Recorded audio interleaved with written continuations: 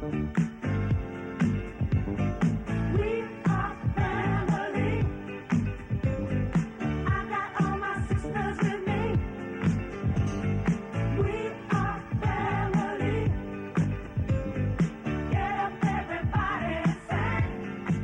everyone, this is Mr. Yeoman, and today we will be discussing how to analyze pedigrees. Pedigrees are best understood as family trees, but biologists will frequently use them to trace genetic traits.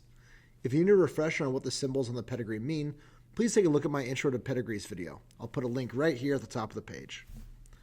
In this video, we'll be applying our understanding of heredity and pedigrees in order to determine the inheritance pattern of a trait. Before we jump into the inheritance portion, let's warm up with a little review of how the pedigree is set up and the relationships that are represented. Looking at this first pedigree, there are Roman numerals along the left side and Arabic numerals under each individual. The Roman numerals are referencing the generation. We can use these like coordinates. For example, when asking about individual 2-3, I am referencing the shaded square in the second row of shapes. Let's take a quick pause and try to determine the relationship between individuals 2-3 and 2-6. If you claimed that they were an uncle and nephew, you would be correct. They are both squares indicating they are a male. The female above 3-6, 2-5, is his mother. 2-3 and 2-5 have a horizontal line above them that connects them to each other and to generation 1, indicating that they are brother and sister. Hopefully that was easy for you. Knowing these relationships will help you in recognizing inheritance patterns. Using the same pedigree, would you predict that this trait is autosomal dominant, autosomal recessive, sex-linked dominant, or sex-linked recessive? To help us out, I've created a flowchart. Let's start by asking if every person who is affected by this trait has at least one parent who is also affected. If the answer is no, then this is definitely a recessive trait. In this situation, however, since every person with a trait has at least one parent also with a trait, it is probably dominant. If the trait ever skips a generation, we can rule out dominant, but we can't rule out recessive if everyone with the condition has a parent with the condition. There's a possibility, although unlikely, that if the trait is recessive and one parent has a trait and the other doesn't, the parent without the trait might be heterozygous, or a carrier. We can only use the data available to us, so it would be safer to say that it is a dominant trait in this case, rather than assuming 1-1, 2-4, and 2-6 are all carriers. Occam's razor. All things being equal, the simplest explanation is usually the correct one. Even though we've determined that the trait is most likely dominant, now we have to determine if it is X-linked or autosomal. To do this, we can ask two questions.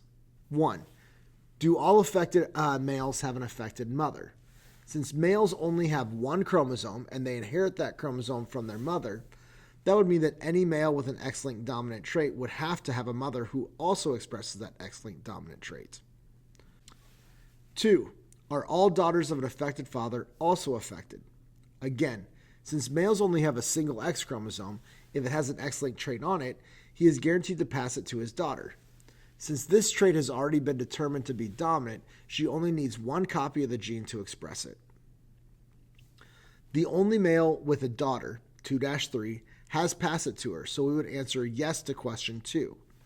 However, individual 3-4 does not have a mother with the trait. That would be a no for question 1. Since we answered no to either of the questions, this has to be an autosomal dominant trait. Look at this next pedigree and predict its inheritance pattern.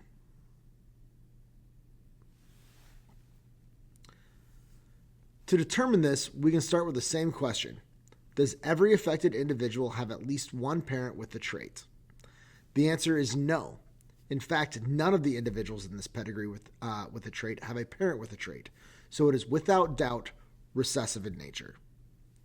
To determine if it's X-linked or autosomal, there are 2 to 3 more questions to ask. The first is more of a general trend. In general, are males affected more often than females? If so, that could be an indication that this trait is X-linked. However, just by chance, an autosomal trait could have more of one sex represented on a pedigree than the other. For that reason, don't use this as an absolute rule. The next two, however, are absolutes. Are all the sons of an affected mother also affected?